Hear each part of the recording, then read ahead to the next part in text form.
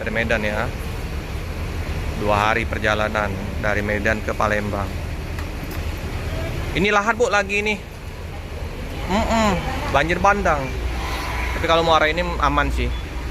Karena satu jam lagi dari Muara Enim ke Lahat kurang lebih ya. Kalau cepat sih setengah jam sudah sampai. Di Lahat berduka ini.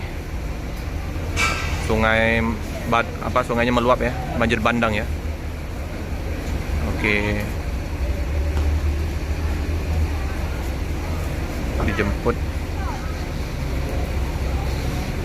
Jemput travel. Iya Om. Aman kalau ke Muara Enim. Tidak banjir. Lahat Om. Setengah jam lagi lah Muara Enim Lahat Om ya. Kurang lebih ya. Setengah jam lebih lah.